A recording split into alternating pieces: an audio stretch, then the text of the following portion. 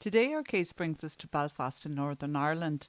It is a case that is still ongoing and it is hoped that it will be somewhat resolved in January 2026. I wanted to do this case in support of the family and to let them know that we are all still here for them and Noah is not forgotten here in the south, and we want his mother Fiona to get the answers she needs and justice if need be as a result of the inquest. Anything I mention here will be based on the facts known or from Fiona herself. Her unanswered questions, how the PSNI, which is the Police Service Northern Ireland, have let her down, and how Noah's death may be a cover-up. While there is a lot of speculation of what exactly happened to Noah, I personally would like to stay away from this aspect of the case, as I think it doesn't help anyone. I also want to make you aware that more than likely a family member will see this video and will probably be in the comments. So please be respectful and have no hate towards them or me, as it distracts from what I'm trying to do here. Any information mentioned here is in the public domain, but note that the police know a lot more that has not been made public, and in some respects they want to continue to keep it from Fiona, her family and the public. Why is something we will explore. The reason why I'm including myself in this, as every time I cover a case in Northern Ireland I get a flurry of hate, either in the comments that YouTube flags or in my DMs to where I'm getting threats of serious harm done to me. It was so bad that I had to shut down my Instagram and Facebook a while back, so I cannot be contacted anymore. So while you think nothing goes on behind the scenes, you'd be wrong. I also want to say I love Northern Ireland and the accent alone makes me melt. But there are always a few bad apples that ruin it for everyone. Lastly, I will say I will not be bullied and will continue to cover Northern Ireland. That is all I'll say about the subject, so let's begin. Noah Donohoe was born on the 25th of November 2005, which made him 14 years old when he disappeared on the 21st of June 2020. Fiona, Noah's mother, was a healthcare worker, originally from Strabane in County Tyrone. She moved to Boston in the US in the early 2000s and worked as a nanny there. Here she met Noah's father Emmanuel, who was originally from Senegal, West Africa. They began a relationship and soon after Fiona found herself pregnant. With this life-changing news, Fiona felt she needed to go back home, where she had the support of her family and the prospects of a steady job where she could provide for herself and her son. After a few years, she decided to move from Strabane to Belfast, settling in the south in the University District. Noah was a bright, beautiful and caring young boy who was always smiling. He had a love of music, he sang in the school choir and played the cello, which was his main instrument, but he was also learning to play the guitar. Noah was also good at sports, being a brilliant rugby and basketball player. All in all, you could say he was a very diligent child. Whatever he put his mind to, he did his best, including academically. Along with this, he was very close to his mother, and they would often go on days out together, exploring historical sites, being in nature, going to the zoo, or just a simple trip to the beach. Noah attended St. Malachy's College Grammar School, and his strong subjects were maths, English and science, and these subjects would stand to him as he dreamed of becoming a doctor. During his brief 3 years at the school, it was reported that he was a very thoughtful child, and he earned significant accolades for his contribution to the school. These included the Spirit of College Award, Full Attendance Award, class prizes and prizes in the UK Math Challenge. The list was endless. You could safely say Noah was highly intelligent but humble with it also, which showed in his caring side. In his spare time at home, he was teaching himself Japanese, and he was an avid reader. He was like a sponge, and all he wanted to do is feed his intellect more and more. While everything seemed to be going perfectly for Noah, there was a negative to where he and his mother lived. They lived on Fitzroy Street in an apartment block, and during lockdown a crisis hostel had been opened across the road. This immediately caused problems on the street because it was a home to drug addicts, victims and perpetrators of abuse. These people would be loitering outside the hostel with their fellow addicts from other parts of the city. Fiona even witnessed an overdose on the street. She was not the only one to make complaints to the PSNI and the council. Many of the locals were not happy about what they were witnessing. Also, racism came to Noah being a biracial child. Fiona always told him to keep his eyes down, don't react, and get home as quickly as possible. He would rarely go anywhere on his own. He was either with his mam or his friends. While Noah was highly intelligent, he was not streetwise and always saw the good in people. He had a close circle of friends who were very loyal to him and he to them. He was an open book, and if he was feeling a certain type of way, he had no problem opening up to them, if not his mam. Noah was very philosophical. He asked questions in relation to life and happiness and wanted to make the most out of his life. He was way ahead of himself for a 14-year-old, but like all parents with teenagers, Fiona did not know everything that was going on in Noah's life. In the days before he disappeared, Fiona felt there was something off with Noah. While not overly worried, she did find that he was a little more reserved and a little anxious, but at the same time more huggy towards her. Noah was a hugger. Fiona put it down to him turning into a normal, moody teenager. But we must remember we were just coming out of a lockdown, and while most young people stayed in contact with their friends through FaceTime and social media, it is not the same as seeing your friends in person. So maybe by June 2020 it had been taking its toll on Noah. But once the restrictions started to be lifted and people could get out and about once more, Noah took full advantage, as did the rest of us.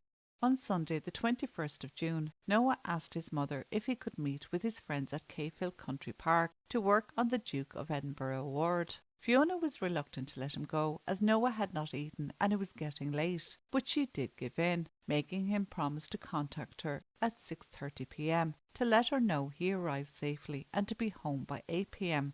At this time, Noah did not have credit on his phone, and so his mother told him to contact her using his friend's phone. Unfortunately, Fiona did not have the number of these other boys. Also, what would be realised later is that the other boys had cancelled the meet-up as they thought it was going to rain. Noah did not know this, as he misinterpreted the shorthand text from the other boys and so went on. He left his house at 5:40 p.m. on his black bike, carrying what he needed for the project they were going to be working on. In his green rucksack were his laptop and some books which all had his name on them. He was wearing his green North Face jacket, grey shorts, a tie-dye blue hoodie, a skateboard black helmet and a pair of black sneakers with a yellow Nike emblem on the sides.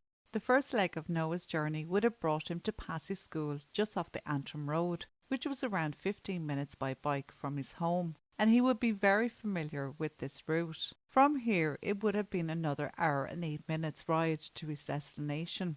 If he was to be back by 8 p.m, there is no way he'd be back or get to spend any time on the project, leaving at 5:40 p.m, it being nearly a 3-hour round trip by bike. By 6:30 p.m, Fiona was waiting on a call from Noah, letting her know he got there safely. This call would never come. By 7 p.m, she was feeling panicked, ringing Noah's phone and getting no answer. With Noah not having credit on his phone and Fiona not having his friends' numbers, it was a lesson she would learn the hard way. Since then, she has warned other parents in interviews not to make the same mistakes she has. The guilt of this has eaten away at her, and I would say we have all done similar things, not thinking something like this could happen. By 8 p.m, Fiona travels to Cavehill Country Park to look for Noah, but there is no sign of him or his friends. When she returns home, she is hoping that she will walk in the door and he will be there. But this was not to be. By 9:40 p.m, she rings the police and reports Noah missing. The police were dispatched to Cavehill straight away, but soon the search would be called off as it was raining and there was concern for the safety and welfare of the police officers. Police did call to Fiona to get the details of Noah's movements that evening, what he was wearing, who he was meeting, and of course a photograph of him to put out into the media. Basically everything you need to know in order to find Noah. The next day, on Monday the 22nd, police sent out a notice to other stations to make them aware that a child is missing. The media by now are also aware, and it goes up on social media. It appears the police are doing all they can to find Noah. Soon witnesses contacted the police about sightings of Noah the evening before. It is realised that Noah had veered off course and ended up in an area of North Belfast, a loyalist area and predominantly Protestant. This would not have been a place where Noah would have gone before and would have no place in being. You see, Noah was a Catholic and lived in South Belfast, and it would have been known that he was not welcome there. Being biracial would not have been good either. Only weeks before Noah went missing, 15-year-old Flynn McGuire, also a pupil at St. Malachy's College, was attacked by a mob of teenagers while cycling in the same area. Flynn's mother claimed it was a religious-motivated attack. While some like to think that all is quiet in Belfast and the six counties, it is not in certain areas, even after the signing of the peace treaty. To put it simply, even though it is not simple, far from it actually. I am only speaking of Belfast because this is where this case lies. You have the loyalists, the Protestants, who are loyal to the King and want Northern Ireland to stay as is, and North Belfast is where most would reside. The Nationalists would be for a united Ireland, and they are Catholic and mainly reside in South Belfast. Again, I would stress it is only the few that cause problems, and the rest live normal, peaceful lives and integrate with no problems. Because of this, the route Noah eventually took is a highly monitored area. There are cameras all along, and this is not just shops and businesses that have CCTV, but surveillance cameras can be seen every few feet. No obstacles are put in the way of these cameras, so you won't see any trees in the city centre. There are 180 surveillance cameras along this route, but footage was only taken from 22 cameras to use in the investigation, according to Fiona. Also, no CCTV footage was collected from the local businesses or private residents. In fact, it would take the BBC, which is the British Broadcasting Corporation, to collect this footage. As for the route Noah should have taken, he did not. Leaving his home on Fitzroy Avenue, he went up Orma Road, then onto Victoria Square. Here he is captured on CCTV cycling, but his rucksack is now missing, and Noah is seen looking over his shoulder as he cycled. According to police, no footage is available on how Noah was separated from his rucksack, and no witnesses came forward. After this, Noah was spotted on North Queen Street. It is here where he should have turned off towards his school, but instead he went straight on, which is a much harder cycle to Cave Hill, as it is mostly uphill. His phone would later be found on Monday on North Queen Street in a children's playground, the day after he went missing. From here, Noah took the York Road, and at one of the junctions he fell off his bike. A driver got out to help him, but Noah jumped back on his bike and cycled away. This was all captured on CCTV, and Fiona and her sister would later confirm that they saw this footage, and they said that Noah did not bang his head when he fell, plus he was wearing his helmet. This will go against the narrative the police will later try and push. After Noah had fallen and got back on his bike on York Road, he ended up in Northwood Crescent after travelling 2 minutes down the road and only 3 miles away from his intended destination. The only problem by now was poor Noah was completely naked. This was witnessed by 2 residents who saw him cycling into the cul-de-sac in the housing estate. A silver car was seen turning into the estate at the same time behind Noah. This car has never been identified. Another witness said she saw Noah cycling towards 2 men at the top of the street, and again these 2 men have never been identified. The woman said she did not phone the police until the next day, as she thought it was a Father's Day prank. The same reasoning was given by the first 2 witnesses also. Noah's last known movements captured by CCTV was running naked down between 2 houses towards a gate that led to Seaview Park and a storm drain. The park is not actually a park. Later, residents would say they didn't even know there was a storm drain behind the row of houses. Fiona has seen this footage of her poor boy.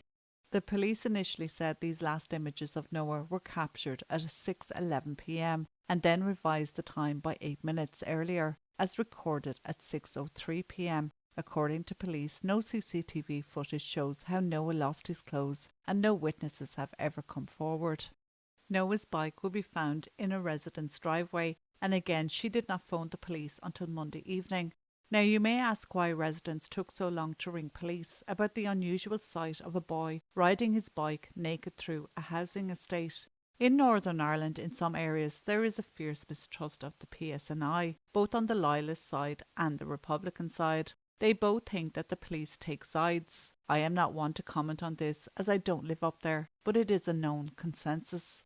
Specialist Search and Rescue had still been looking in the Cave Hill area up until they received the call from the woman about Noah's bike, and other witnesses that had seen him on York Road heading towards Northwood Road. It was then that Noah's helmet was found. His clothes had been picked up by a stranger and placed on a wall in Northwood Road and recovered by search and rescue. This included his hoodie and shoes. His t-shirt, shorts and underwear and jacket have never been recovered. It was during this search that his phone was also found in the playground. When the clothes that were recovered were picked up by police, they were left in an unsealed bag, and so forensically they were no good. When Noah's bike was recovered, they tried to give it to Fiona, but she would not accept it as Noah was still missing, and so in her mind it was evidence. It was brought back to the police station and left outside in the rain, washing away any potential evidence. Police would later say that there was no room inside to store it. By Tuesday morning, volunteers from both sides of the community gathered to help find Noah. The cul-de-sac that Noah was last seen in was not cordoned off, and so hundreds of people trampled through what could have been a potential crime scene. The bin lorries were allowed on the street and police stood by as each resident's bins were emptied and no interference from police. The entrance to the storm drains behind the house was examined and it was discovered it had no lock on it. So they went in and searched the drain and used cameras also. Nothing was found. It transpired that a maintenance man had been working on it the week before and forgot to put a lock on it. The council were notified and someone came out that same day, Tuesday, and put a lock on it, again with Noah still missing. Fiona at this stage wanted the houses in the cul-de-sac searched, and she was told that she would have to ask the residents herself, that the police couldn't do this as no crime had been committed, that Noah was a missing person. The fact that he was a 14-year-old child wasn't considered.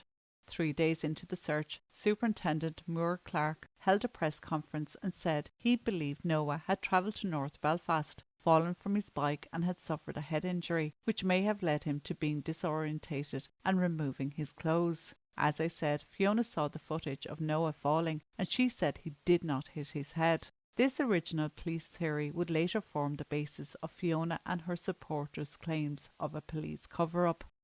On the same day as the press conference was held, police were contacted by the manager of a pawn shop in Belfast city centre. A convicted career criminal and long-time drug abuser called Darrell Paul had attempted to sell Noah's laptop. A tip-off told police that this same man tried to sell the laptop the night before at a party. This man was arrested at his flat and Noah's rucksack and books were also seized. After questioning Darrell, who had more than 200 convictions for offences including armed robbery and theft, he took police to his friend Maria Nolan's flat at Queen's Quarter Housing, across the road from where Fiona and Noah lived. Here they recovered Noah's laptop.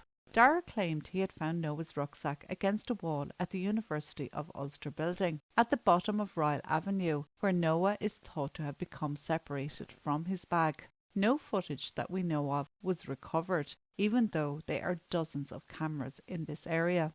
This find fueled public doubt about the police's version of events, that Noah had fallen, sustained a head injury, and simply gone missing. Darrell was later sentenced to 3 months in prison for stealing the rucksack. While being an opportunist thief, he could not be connected with Noah's disappearance because he was caught on CCTV in another part of the city at the time he went missing. Maria Nolan would later make a 5-page statement to Fiona's solicitor, with her solicitor present, stating that her and 4 men had attacked Noah and stole his rucksack as he rode his bike to Cave Hill that Sunday. One of the 4 men was staying at Queen's Quarter Hostel and moved out the day after Noah went missing. This statement was given to police, and this fact was raised at a preliminary inquest into Noah's death in January 2021. None of these men that were named were ever questioned. Maria would go on to withdraw this statement after she was charged with handling stolen goods, that is, Noah's laptop. As the search for Noah continued, rumours circulated on social media that Noah had been murdered and buried. Jamie Shaw, a 26-year-old from North Belfast, posted a 9-second video on Snapchat. Staring into the camera, he said that he had been busy burying bodies, including Noah's. He was arrested and charged with improper use of an electronic communications network. On the Thursday, it was reported that the police thought Noah to be still alive and may have been kidnapped and held against his will. On the same day, a senior officer was photographed attending a search of a manhole that was connected to the storm drain. This gave rise to the idea that Noah may have been found. The PSNI said nothing had been found, and a little while after this, the public were asked to stop their search, that the PSNI would continue the search only, and to give them 48 hours to work alone. Less than 48 hours later, on the morning of Saturday, the 27th of June, 6 days after Noah went missing, he was found in the storm drain 1,000 metres in from the entrance of the drain, behind Northwood Estate, the storm drain that the police had already searched. To get to the storm drain, Noah would have had to go through the back gardens of the houses, cross over a stream, and even if he just happened upon the drain, he would have had to lift an extremely heavy gate to get into it. To travel from this entrance to where he was found, Noah would have had to climb 950 metres through the tunnel complex, which has been said on good authority that this is humanly impossible because of the obstructions and the chambers. Superintendent Murray Clark described the underground system as an extremely challenging, pitch-black environment when search teams discovered Noah's body.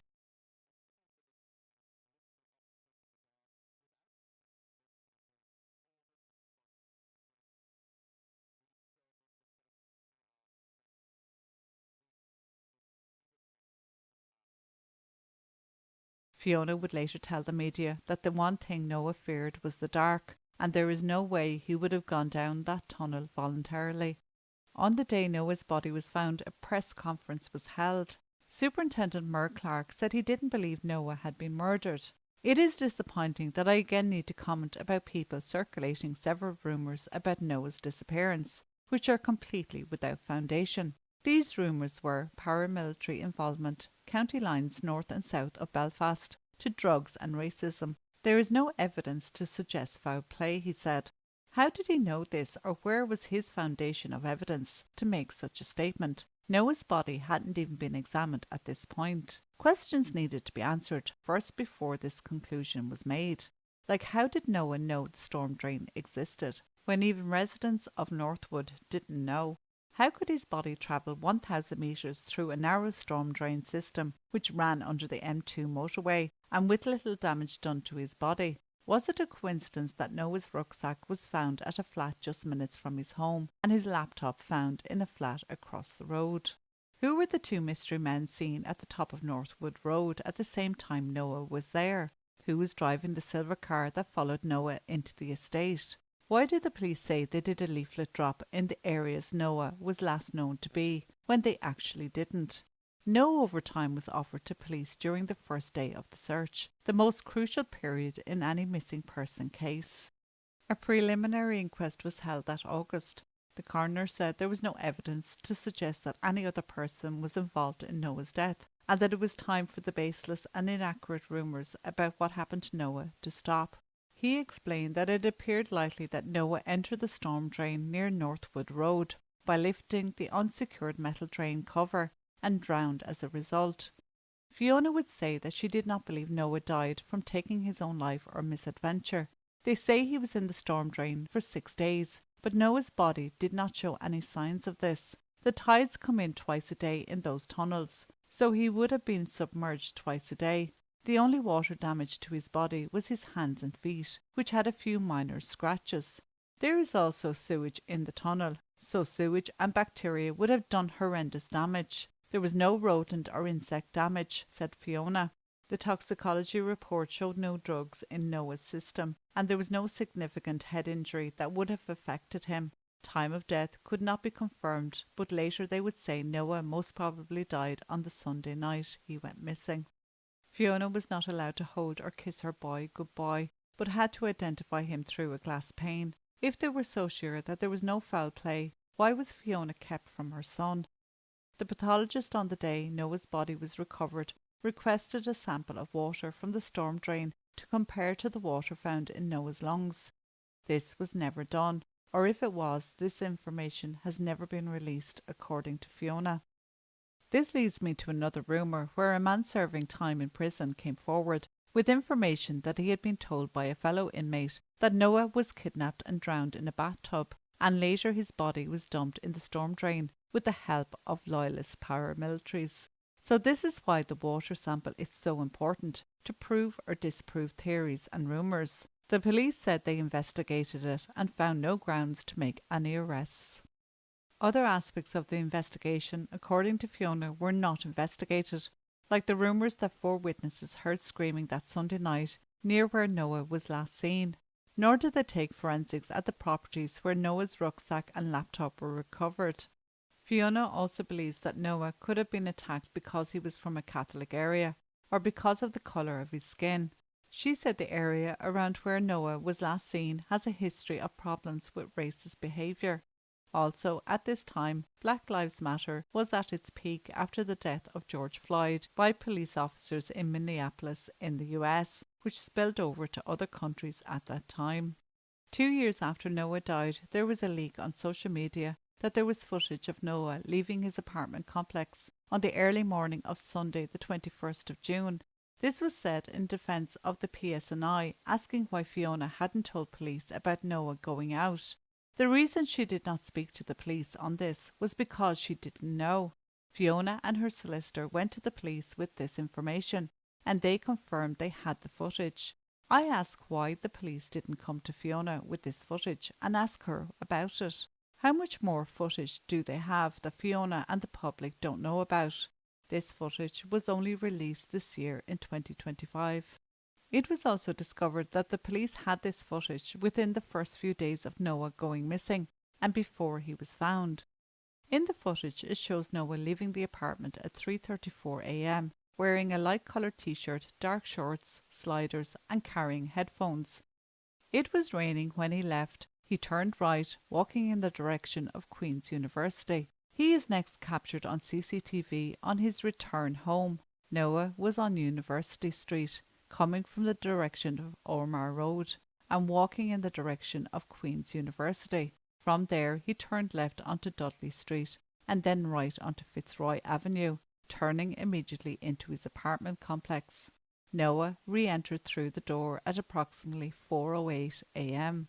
He returned barefoot and without his headphones. Some have mentioned that he is wearing different shorts, light-coloured ones, coming back into the apartment. But this is not true, as it is just the light. You can clearly see they are the same shorts when the lights go on. Some have said his belt is loose and his shorts are on back to front. Again, this is an example of how rumours start.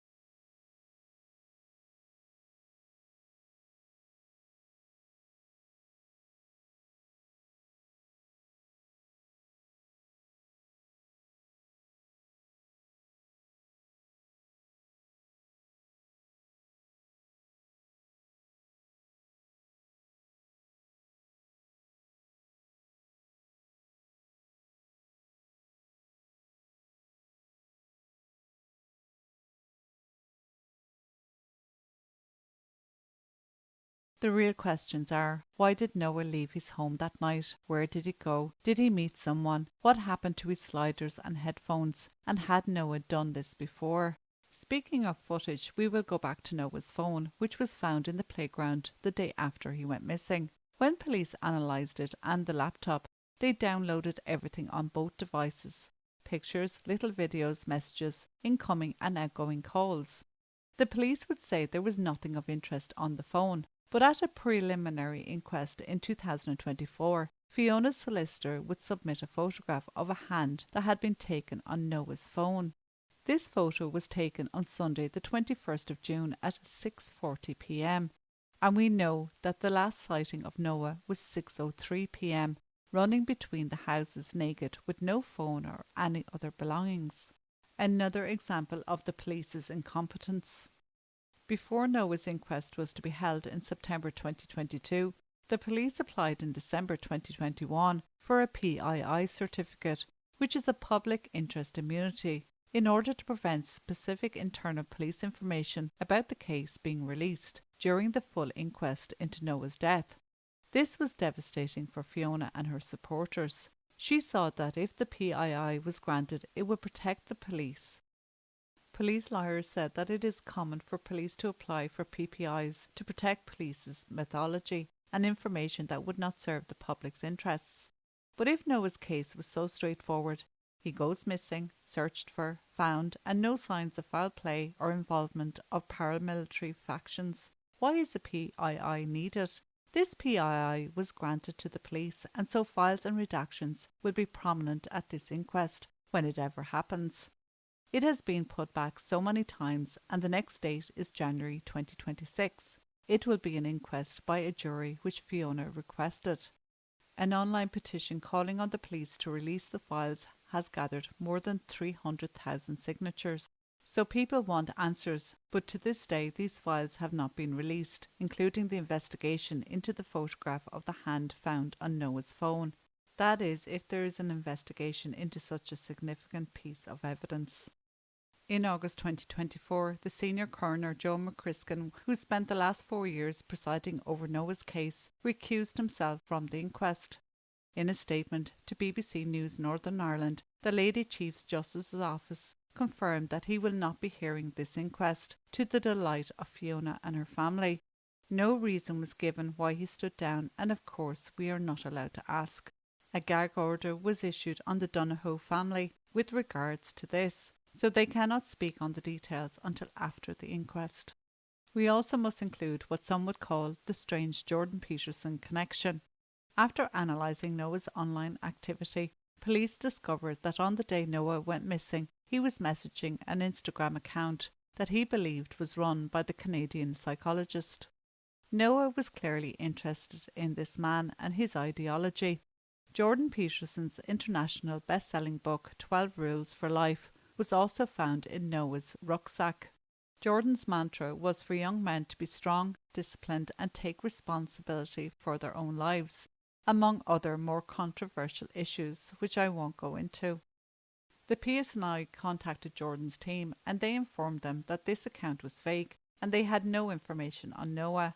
The content of these messages have not been released. In September 2025, investigating journalists, including Donald McIntyre, looking into the circumstances of Noah's death, were made subject to the Directed Surveillances Authority in relation to public posts made by McIntyre on his X account. A press conference was held about this, and the PSNI Chief Constable John Butcher was questioned on how the service intended to rebuild public trust. He said there was no indication that private communications between McIntyre and Noah's mother Fiona were accessed. He said that all parties involved in the mistake had been contacted. An independent review found that the covert surveillances of journalists and lawyers by police in Northern Ireland was not widespread. However, the McCullough review did identify more than 20 attempts by the PSNI to uncover journalist sources.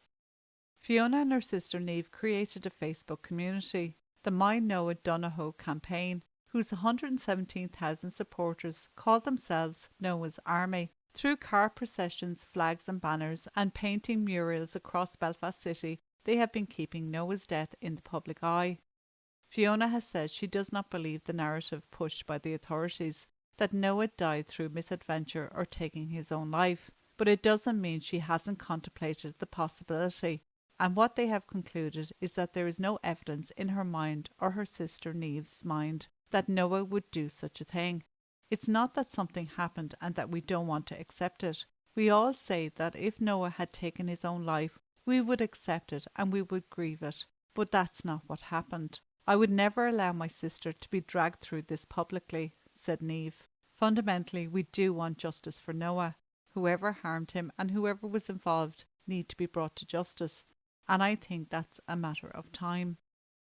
What I keep pushing to everybody, including my solicitor and barrister, because I need them to understand this is so important. If the police can tell me how no one knew that storm drain existed at the back of houses, when some people on that street didn't even know that storm drain existed and they lived there 20 years, how did my baby know that storm drain existed and also know that the storm drain was unlocked? How did my baby know that?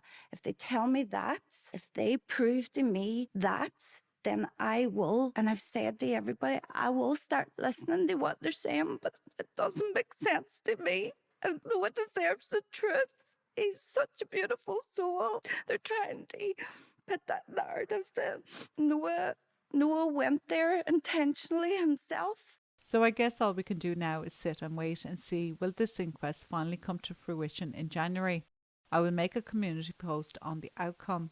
The inquest is said to take around 6 weeks. I know this was a long one, but I think the details of the case were worth going through. I kept away from all the conspiracy theories except for the ones that were investigated or mentioned by Fiona herself. This video was to shine a light on the case and not to attack any individuals or groups. But I have to say it all goes back to the police not doing their jobs properly. Whether through incompetence or a cover-up, I just don't know. And I'm not even going to speculate. Rest in peace, Noah, and love to your mammy, Fiona.